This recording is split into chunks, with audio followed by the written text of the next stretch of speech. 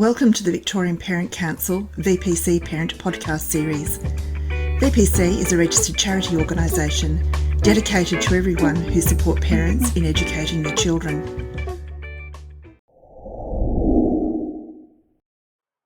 Hi everyone, this is Jerry Penny here. I am a guest host for the Victorian Parents Council podcast, and today we have got back Kim Norton from Rainbow Light Therapies. Welcome along, Kim. Thank you. Thanks for having me, Jerry. Thank you for coming on. And we have already made a short session about starting primary school, and today we thought we'd share a video with you also about starting high school.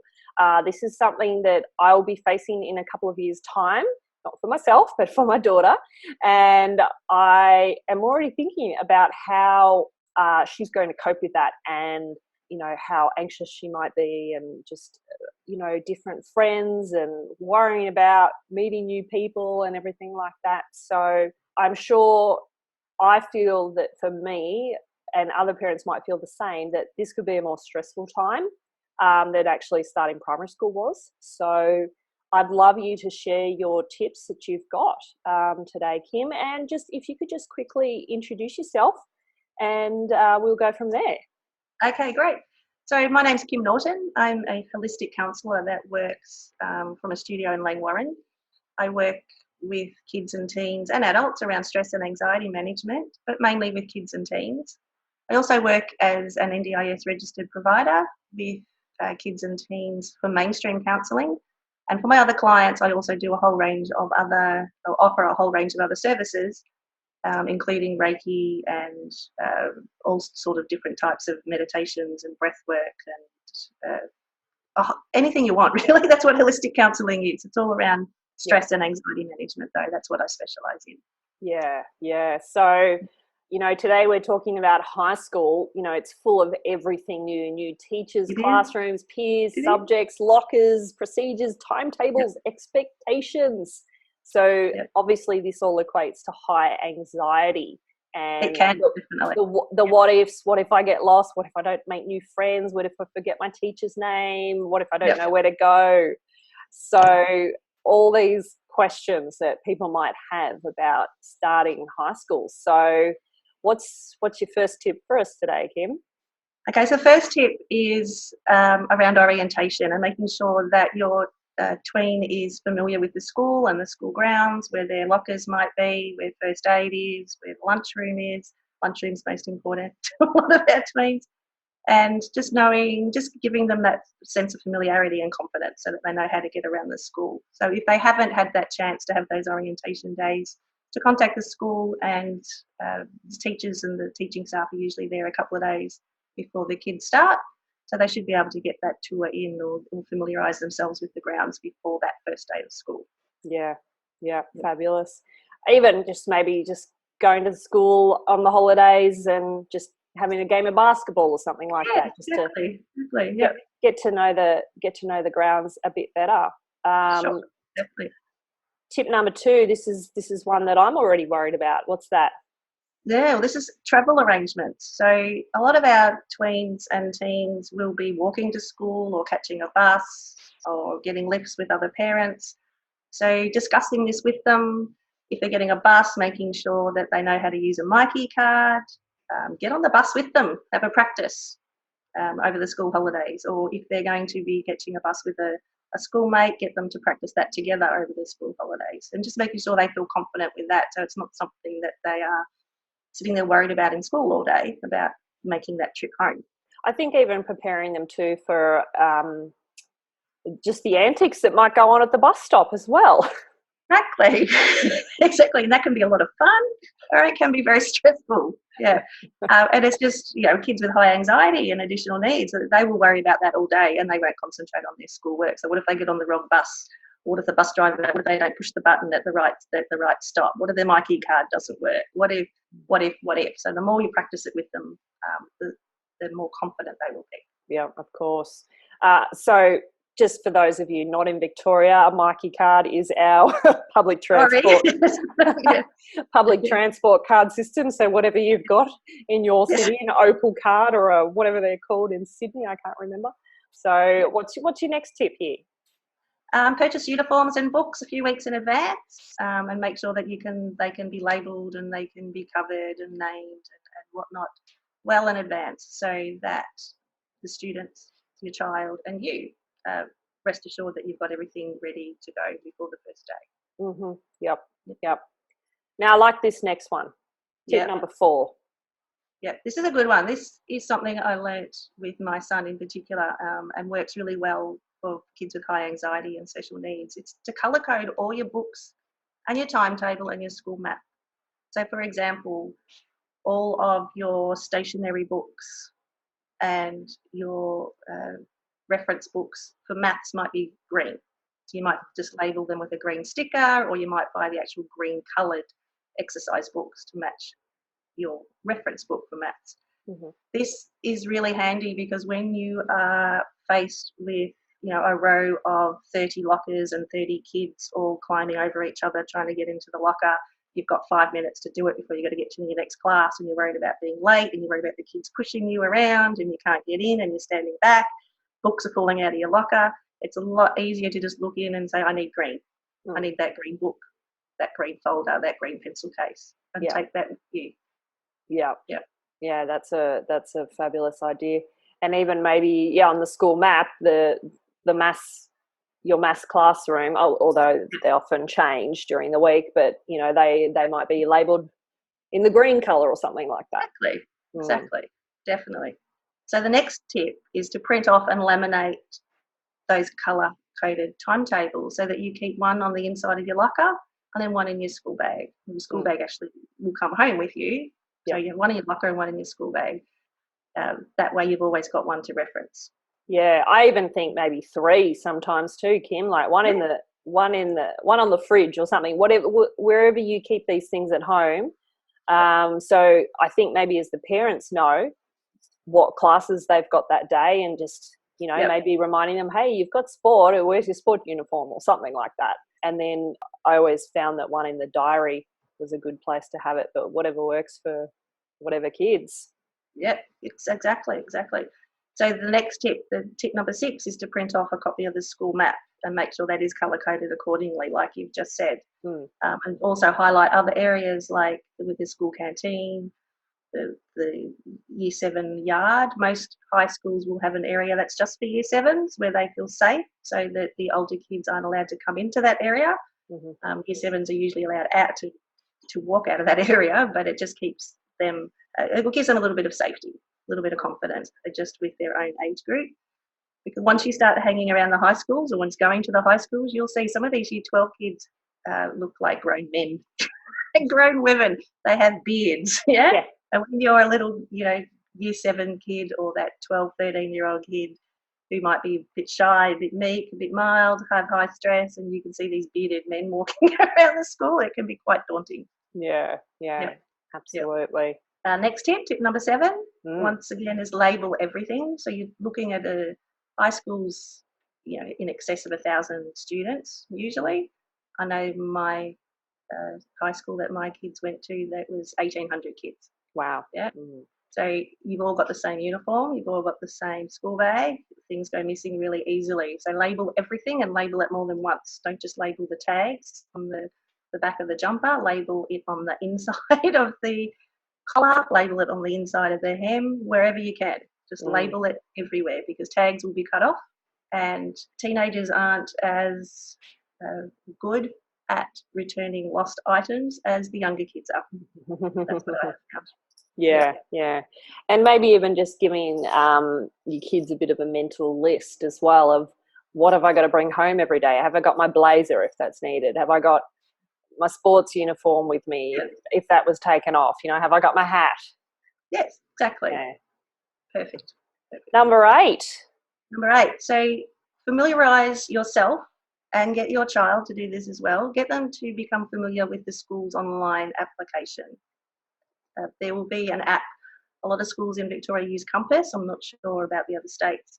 But this is an app or an online website. It's an interactive website where you can check the children's classes, if there's change of teachers, change of timetable. You might have you've done all this wonderful work with all these colour-coded school maps and timetables, and you don't want your child turning up to the first class and then finding out the green class isn't here today. It's in a different spot. And that might be because they need the science lab or the art room to use for that particular day's subject. So getting used to checking the app every morning will tell you the teacher's absences, changes of classes, changes of class times, any early dismissals, and it's where you can log on to record your child's absence. It's really good to get used to that straight away up front, both of you, not just you. Yeah, both of you. Yeah, and I think also to let the school know when you're not happy with the communication that's coming out. I've often voiced this with my own school that we have too many platforms. This is the problem, and it's not consistent as to what goes on what platform, and parents are always in a confusion about special event days, casual days, special food days, or all these kinds of things. There's always confusion because, not everyone reads the newsletter, and they're just relying on it coming out online, and it doesn't always come out. So always give the feedback to your school when they're getting a bit slack on their communication. Definitely. Okay, so the next tip, once again, is bringing back that bedtime hour. Our teens will have been staying up a lot later over the school holidays, and quite often have that freedom where they're using their electronic equipment till later at night with their Xboxes and laptops and PlayStations and whatnot. So now's the time, a week in advance, to start reining that back in and just getting them to go to bed that little bit earlier each night, and then getting up that little bit earlier each morning. Yeah, because it seems that, with high school, where a lot of kids, they have to travel further, and it often means being at a bus stop in the sevens, 7 o'clock in the morning or something like that. Some kids are out the door. So especially if they've got, music before school or something like that, I think it's more important than ever that these teenage kids need their sleep for sure. Definitely. And at that year 7 age, they're still needing that sort of 10 hours sleep, 8 to 10 hours sleep. So, if they've got to get up at 6, that means got to be in bed asleep by 10. Yeah, absolutely. And number 10. Don't leave everything to the last minute. So our teens are quite capable of going shopping with you, packing their own school bags, being involved in the purchase of all the uniforms and the books and labelling, and just get them to help with everything. Get them to show you that they are capable of doing it themselves, and encourage them to do it themselves. So they should be packing their own school bags. They should be making their own lunches. Go shopping with them, get everything done, get it all organised, and have it all ready for them, so that there is no excuses. There are no excuses for them not to do it. Yeah, and bonus points if you can get them to clean their rooms, hey? Yeah. And I think just even having the healthy options are available, to not just give in constantly to the prepackaged food and everything like that. I know it's that can be really hard, and even just not getting your kid to order from the canteen every day. I don't know, that doesn't seem to be one of your tips, but it's just something that I thought of, was about, setting a way that you do deal with how much money your kids can spend at the canteen each week. A lot of them might get, an allowance through their ATM card or something like that, or sometimes some schools allow you to pay for these things through an app as well. So, like, I know in my nephew's case, he hadn't even spoken to his parents about it, and the next thing you know, he was spending $15 a day on food. And, and they're like, no, this has to stop. No. Definitely have that conversation as well, and teach them how to do that responsibly. So that might be a once a week thing, or it's even a bit of a budgeting talk, I think. I was surprised when I took a high school tour recently. We went on a 9 o'clock tour as to how many, it was a girls' school, how many girls had their takeaway cappuccinos in the room in the morning. I know. And when they get to the older year levels, like year 11 and 12, and they have their own kitchen. So they live off sui min and 2-minute noodles and everything packaged. It's really hard then. So if you can get them into a good habit before then, that's great. Yeah, absolutely. And the last tip to listen. Listen to their concerns and worries, and don't just brush them off so that you don't have to worry about them. Okay, these kids, you have to remember, at this age, this 12 to 13, these kids are going through a lot of hormonal changes. Okay, so not only are they tackling that, They're also tackling the whole pressures around social media, electronic equipment, FaceTime. These things weren't issues when we were growing up and we were going to school, and they are major issues now. And the results are only just starting to come in from a lot of testing, the damage that electronic equipment can do to our kids. Yeah. And not just the damage health-wise, but the damage to their self-esteem, their self-worth, just trying to keep up with the Joneses type thing, trying to look a certain way when they don't really need to or have to, trying to fit in.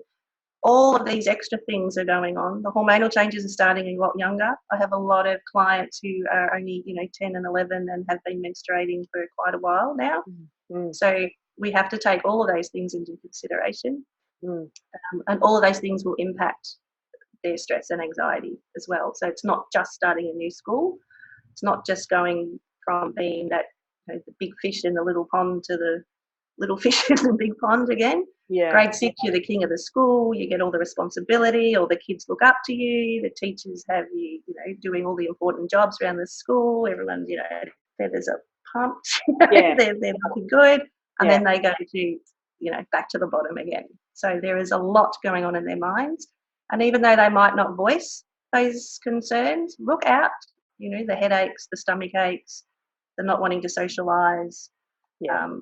All of those are signs that they are stressed. Yeah. I heard read a great article recently about, the whole family putting their phones down from 7 o'clock, right? Yeah. Put them on charge, put them over there, and no one's to look at their phones for the rest of the night, because they said if kids don't know what's happening on social media, if you've had a bad day, back in our day, you just went home, and if someone was bitching about you behind your back, you didn't know about it. But now it happens on social media, and you will know about it. So you might find out about it the next day, but if you don't know that it's happening at 7, 8 o'clock, 9 o'clock at night, 10 o'clock at night, you're going to have a much better night's sleep. So I thank goodness we've got these devices today that can allow, screen time and, blocking certain apps at certain times of the day and things like that. So I think that that's a good help, but as the parent, you really have to be in control of these devices, and also looking at your own behaviour too, and just thinking, well, are the kids copying me and my behaviour? Am I on the phone all the time? They definitely are. I'm always having to tell my husband off for looking at his phone at the dinner table. I'm not. What are you doing? Turn it off. Modelling behaviour is always the best way to go. Always that goes with anything. Yeah. Also, with our teens, they've lost the art of conversation. They do not know how to sit down and have a conversation with somebody. Yeah. Like we did. Yeah. They will text. They will sit together at 16 in the one room and text each other rather than talk to each other. Yeah. So bringing back that art of conversation and letting them know it's okay to talk about their feelings or whatever it is that's worrying them, without having a chance to use the backspace bar and reframe what they've said, and just to speak and be free with that. It's really important. Yeah, you can't edit undo your real life, can you? Yeah, exactly. And that's what real life is. Real life is messy. Yeah. Yeah, it's not perfect. Yeah, I have been known to be looking for a Control-Z button in real life, looking for that. Well, I hope this has been some great tips for some of you watching and listening. This has been all about starting high school. So if you have got any questions, feel free to get in contact with Kim. She is based in the Mornington Peninsula area of Melbourne. But she also consults with people on the phone and on Zoom and things like that. So thank you very much for your time again today, Kim. We really appreciate it.